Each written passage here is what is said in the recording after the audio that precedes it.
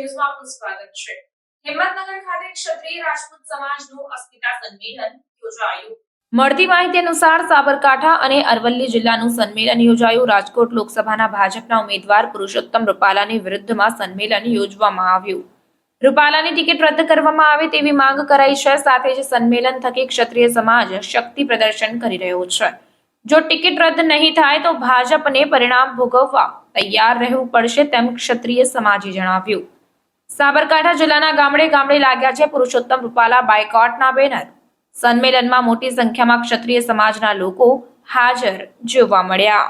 આજે આ બેનર જોઈ રહ્યા છો ક્ષત્રિય અસ્મિતા સાબરકાંઠા અરવલ્લી સમાજ દ્વારા એક કાર્યક્રમ યોજ્યો છે કે પરસોત્તમ રૂપાલા દ્વારા જે બહેન દીકરીની અસ્મિતા વિશેનો જે ટિપ્પણી કરવામાં આવી છે, કોઈ એક સમાજને રાજી કરવા માટે જ્યારે ભારતીય જનતા પાર્ટીના કાર્યકરોની ચર્ચા કરવામાં નથી આવી રહી, કોઈ ક્ષત્રિય સમાજની આખા ક્ષત્રિય સમાજની અસ્મિતાની લાગણી દુભાય એવા કાર્યો કરવામાં આવી રહ્યા છે, એવી સ્પીચ આપવામાં આવી રહી છે, ત્યારે અમારી લાગણીને ઠેસ પહોંચી છે અને અમારો સર્વેનો એક જ પ્રયાસ, એક જ વિનંતી, એક જ ટકોર છે કે પરસોત્તમ રૂપાલાની ટિકિટ પાછી ખેંચાય।